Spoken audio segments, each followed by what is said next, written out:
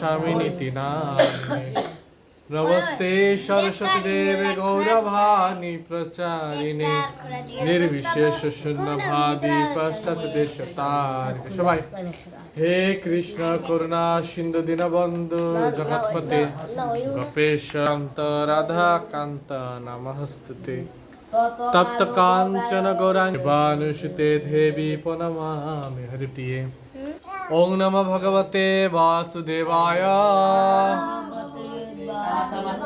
ওং নমো ভগবতে বাসুদেবায় ওং নমো ভগবতে বাসুদেবায় শ্রীমদ্ ভগবদ গীতা অধ্যায় 3 শ্লোক সংখ্যা 2 বলবেন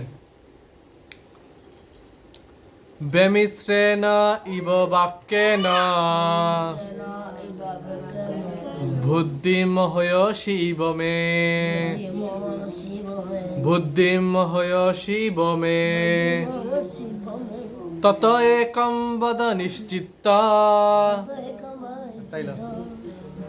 তত একম বদ নিশ্চিত্ত যেন শ্রেয় অহম আপনুয়াম যেন শ্রেয় অহম আপনুয়াম আবার বেমিশ্রেণ ইব বাক্যেন বুদ্ধিমহয়সি ইব মে তত একম বদ নিশ্চিত্ত যেন শ্রেয় অহম আপনুয়াম বেমিশ্রেণ ইব বাক্যেন সজিত বলো বুদ্ধিমহয়সি ইব মে তত একম বদ নিশ্চিত্ত যেন শ্রেয় অহম আপনুয়াম তুমি যেন দর্থবোধক বাক্যের দ্বারা আমার বুদ্ধি বিভ্রান্ত করছো, তাই দয়া করে আমাকে নিশ্চিতভাবে বলো কোনটি আমার পক্ষে সবচেয়ে শ্রেয়স্কর। হরি বল।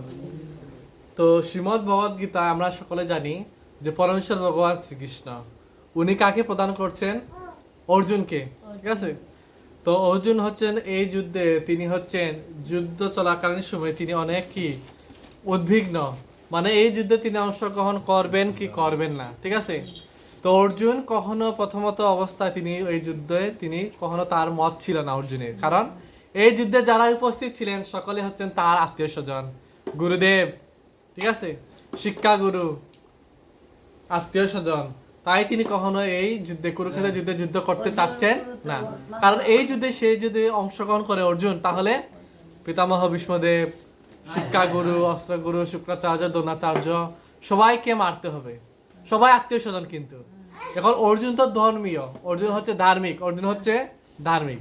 এখন সে মনে মনে ভাবছে আমি যদি এই যুদ্ধে অংশগ্রহণ করি তাহলে তো আমাকে সবাইকে হত্যা করতে হবে। পিতামহ ভীষ্মদেব, শুক্রাচার্য, গুরুদেব সকলেই এই যুদ্ধে গুরুদেব। ঠিক আছে, এজন্যই কৃষ্ণকে বারবার বলছে, হে অর্জুন আমি এই যুদ্ধ করব না। ঠিক আছে, দরকার হলে আমি কি করব? আমি বনে গিয়ে সন্ন্যাস গ্রহণ করব, সংসার ত্যাগ করব, এই রাজ্য চাই না।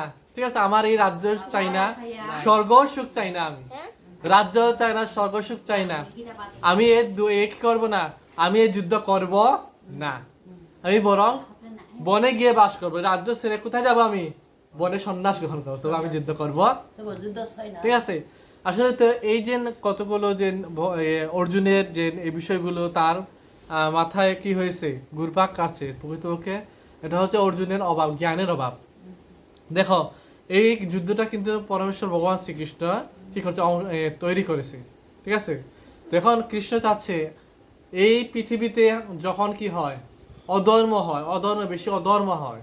ঠিক আছে, যখন আগাছা আছে না, একটা জমিন আছে না, একটা যখন ফসল জমিতে ধান গাছের পাশে কি থাকে? ধান গাছের, হ্যাঁ, গাছ থাকে না, গাছ যেগুলা বেশি দরকার না, আমার এগুলা কি করতে মারতে হয়, পরিষ্কার করে দিতে হয়, না হইলে কি করবো, ধান গাছ ধান গাছ কি করবো? নষ্ট করবো।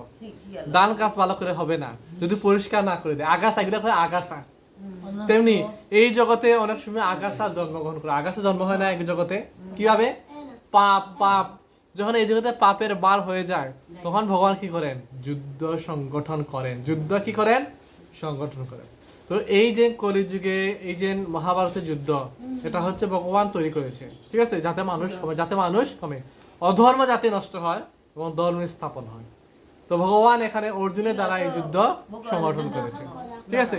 তো এখানে বলছেন যে তুমি যেন দর্থবোধক বাক্যের দ্বারা আমার বুদ্ধি বিভ্রান্ত করছো, তাই দয়া করে আমাকে নিশ্চিতভাবে বলো কোনটি আমার পক্ষে সবচেয়ে শ্রেষ্ঠ। তুমি আমাকে জ্ঞান দেও, বুদ্ধি দেও, হে কৃষ্ণ, তুমি তো সবকিছু জানো, এই জগতের কে তুমি সৃষ্টিকর্তা। তুমি আমাকে জ্ঞান দেও, বুদ্ধি কও, কোনটা আমার পক্ষে শ্রেষ্ঠ বা কোনটা আমার জন্য সবচেয়ে উপযুক্ত। বুঝতে পারছেন আপনারা? কোনটা আমার পক্ষে সবচেয়ে গুরুত্বপূর্ণ, ঠিক আছে। কে বুদ্ধি দিবে? কে? আমাদের ভগবান। ভগবানের উপরে আর কেউ আছে? তো এই জগতে আমাদের কার কথা মানা উচিত? ভগবানই তো। ভগবানের উপরে তো আর কেউ নাই, না কেউ আছে? নিরাট ভগবানের উপরে আর কেউ আছে না। প্রকৃতকে ভগবানের উপরে আর কেউ নাই। এই জন্যই এই যে গীতার জ্ঞান, এখানে কার কথা বলেন তো আপনারা? এখানে কার কথা আছে? ভগবানের কথা। ভগবান আজ থেকে কুরুক্ষেত্রের যুদ্ধ কবে সংগঠিত হয়েছে? কয় হাজার বছর আগে রঞ্জিত?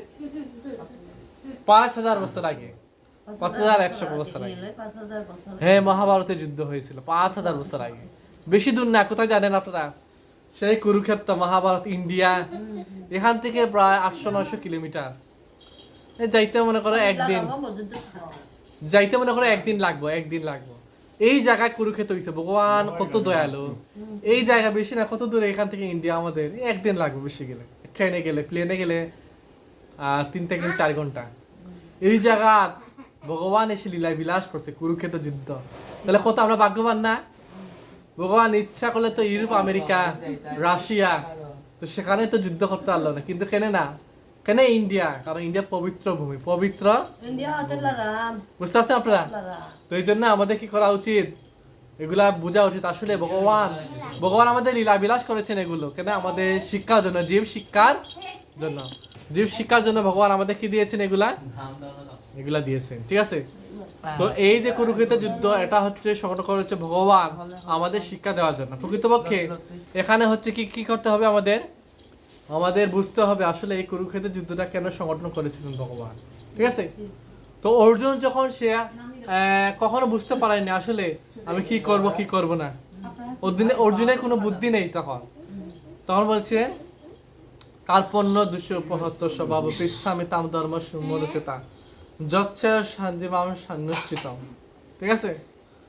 মানে কার্পণ্য দূষের ভাবে ভগবান এখন পুরোপুরি কার পক্ষে? আত্মসমর্পণ, ভগবানের কাছে আত্মসমর্পণ। হে কৃষ্ণ, আমি তোমার কাছে এখন আমি আত্মসমর্পণ করেছি, এবং তুমি বুদ্ধি দাও আমি কি করব না।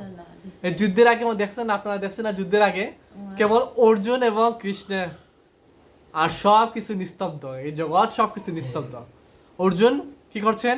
উনি গীতার জ্ঞান দান করছেন কাকে? কৃষ্ণ অর্জুনকে। আর সব দুনিয়া সবাই নিস্তব্ধ, পুরো দুনিয়া নিস্তব্ধ।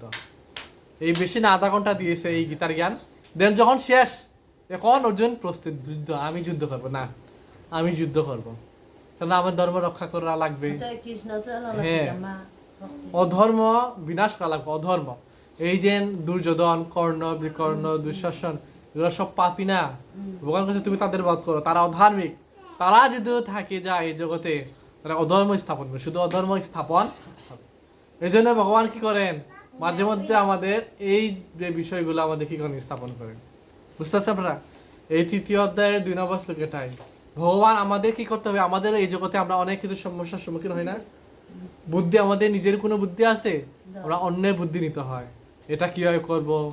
পিতামাতা, সন্তান আছে, জ্ঞানী গুণী ব্যক্তি আছে, সবার বুদ্ধি নিতে হয়। সমাজের বুদ্ধি আছে, সমাজে মানুষের, হ্যাঁ, কিভাবে কি করব না। এই জগতে আসলে প্রকৃতপক্ষে আমরা অনেক সমস্যায় জর্জরিত। তো তার জন্য কি রয়েছে? আমাদের এই গীতা। সকল সমস্যার সমাধান কোনটা? এই গীতা, ঠিক আছে। গীতা হলো ভগবানের কথা। এই জন্যই আপনারা প্রতিদিন আধা ঘন্টা হলের জন্য গীতা শুনবেন, গীতা পড়বেন। গীতা যদি পড়তে না পারেন, শুনবেন। এই যে আমাদের রঞ্জিত সঞ্জিত আছে, তারপরে আছে নীরব আছে, জয় আছে, কৃষ্ণ আছে, সুবল আছে, তাদের কাছ থেকে গীতা শুনবা। তারপরে শুধু রিডিং পড়বা, শুধু রিডিং, বাংলা লেখাই তো, গীতা শুধু বাংলায় লেখা, এই লেখাগুলা পড়িয়ে যাবে রিডিং একবারই সোজা। এগুলো যে ভগবান একবারই সোজা বাংলা লেখা দিছে গীতা, শুধু নিজের ভাষায় পড়বো, বুঝবো। একবার যদি না বুঝি অবশ্যই তো অন্যবার বুঝবো নাকি? একবার না বুঝলে দুইবার পড়বো, দুইবার না পড়লে তিনবার পড়বো। তো ভগবান দিয়েছে না, অবশ্যই তুমি বুঝতে পারবা। ঠিক আছে।